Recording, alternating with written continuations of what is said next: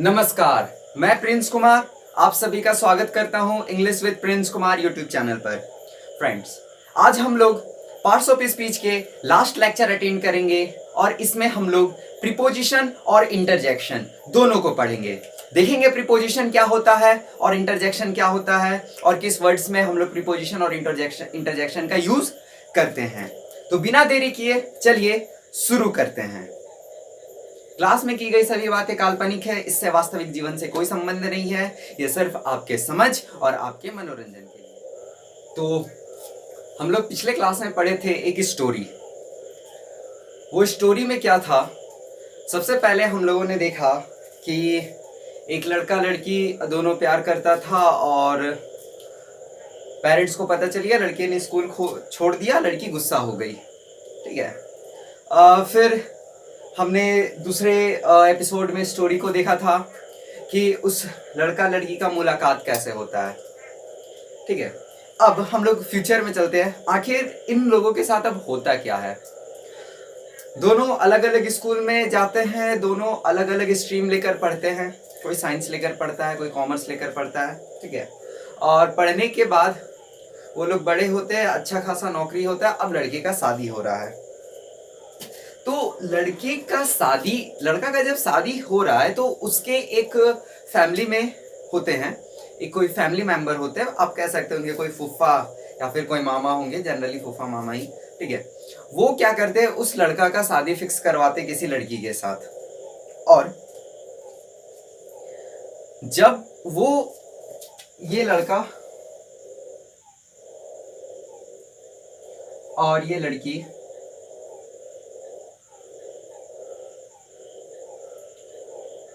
और इसके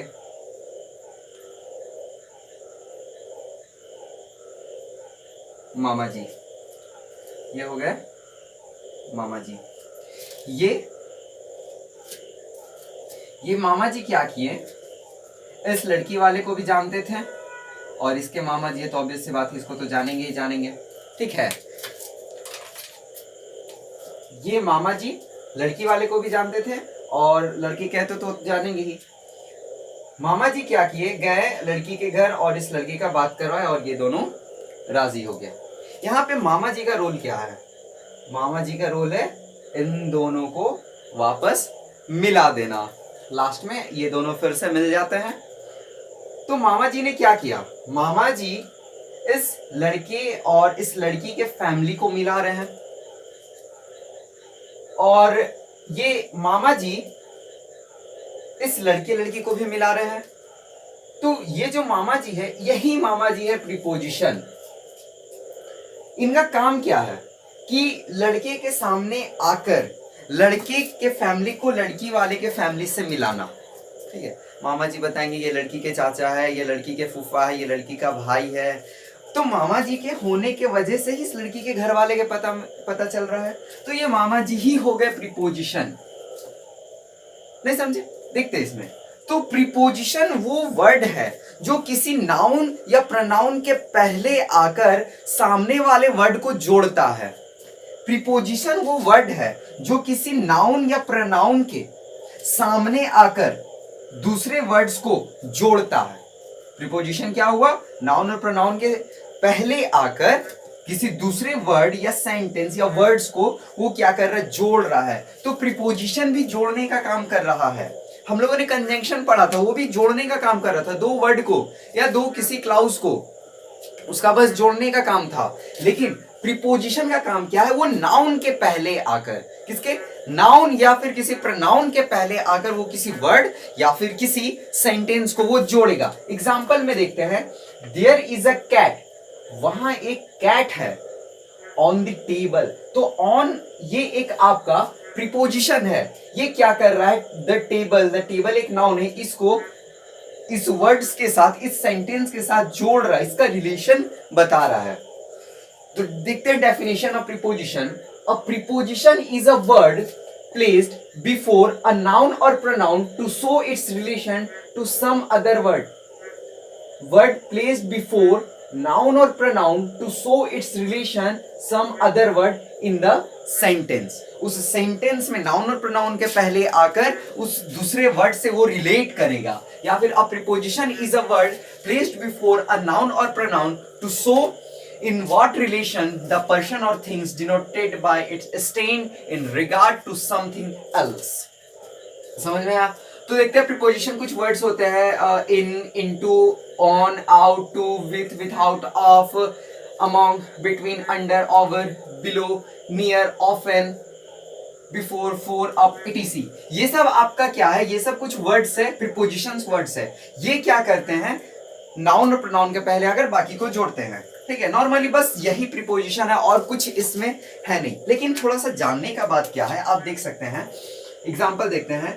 आई am writing with a pen. I am writing with a pen. एक pen, ये नाउन है, हम लोग पेन से लिख रहे हैं। तो इस ये जो विथ क्या कर रहा है, इस पेन को इससे जोड़कर रिलेशन बता रहा है कि जो लिखा जा रहा है वो क्या चीज से लिखा जा रहा है? पेन से लिखा जा रहा है। He is going to him, ये टू हो गया यहाँ पे प्रीपोजिशन। कभी कभी प्रीपोजिशन आपका वर्ड के लास्ट में भी, सॉरी सेंटेंस के लास्ट में भी आ सकता है। What are you looking at? जरूरी नहीं है कि प्रीपोजिशन आपका पहले आए, प्रीपोजिशन आपका लास्ट में भी आ सकता है।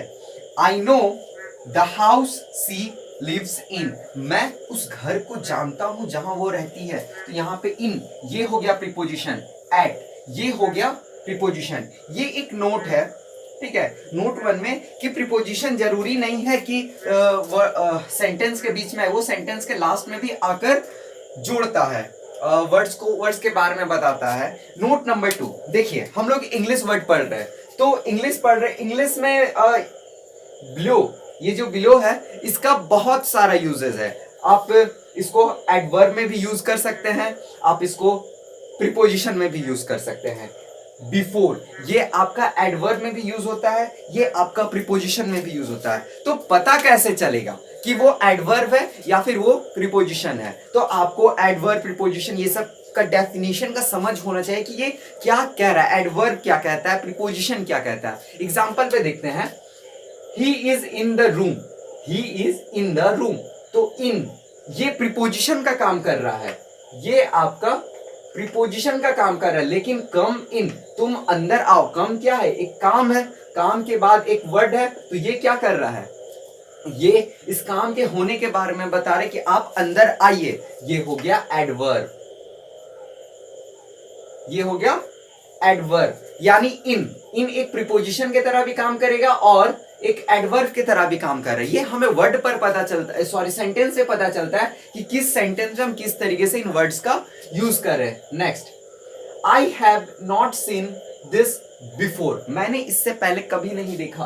तो ये जो है बिफोर, ये आपका एडवर्ब की तरह काम कर रहा है। लेकिन he stood before the gate, ये बिफोर, ये आपका अब प्रीपोजिशन की तरह काम कर रहा है। यानी सेंटेंस से आपको पता करना होगा कि ये जो वर्ड है वो एडवर्ब है या फिर प्रीपोजिशन। बस प्रीपोजिशन यहां पे खत्म। क्या वो दोनों का शादी हो गया? So this is interjection. ये क्या है? इंटरजेक्शन है। अब वो दोनों, वो लड़का लड़की, हुर्रे, हम दोनों का शादी हो गया। ठीक है, समझ रहे होंगे।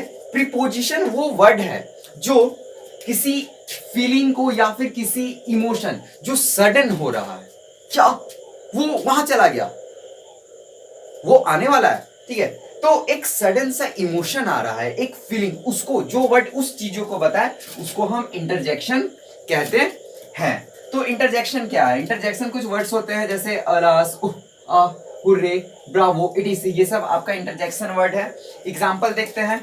ओह, I have burned my finger, मैंने अपना उंगली जला लिया। Hurray, we have won the match, हम लोगों ने मैच जीत लिया।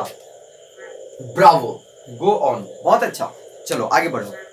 ठीक है, तो ये सब वर्ड आपका है इंटरजेक्शन। और इंटरजेक्शन वर्ड्स के बाद हम लोग एक्सक्लामेटरी, साइन ऑफ एक्सक्लामेशन का यूज करते हैं। आई होप कि आपको प्रीपोजिशन और इंटरजेक्शन और पूरा पार्ट्स ऑफ स्पीच समझ में आया होगा। बहुत ही बेसिक से हमने आपको पार्ट्स ऑफ स्पीच बताया। पार्ट्स ऑफ स्पीच क्या होता है, उनके कितने काइंड्स होते हैं, और उसको एक एक करके एग्जाम्पल के साथ हमने आपको समझाया। आपको अच्छे से प्रीपोजिशन, इंटरजेक्शन ये सब समझ में आया होगा और आप इस बेसिक इंग्लिश ग्रामर को अच्छे से एंजॉय कर रहे होंगे। अगर आपको समझ में आया है तो आप कमेंट में हमें बताइए, अगर कोई दिक्कत हो वो भी आप हमें कमेंट में बताइए। वीडियो पसंद आए तो आप इसको लाइक कीजिए। अगर आपने अभी तक सब्सक्राइब नहीं किया है तो हमारे चैनल को सब्सक्राइब कीजिए और हमारे साथ इंग्लिश पढ़ते रहिए और इंग्लिश सीखते रहिए। God bless you all.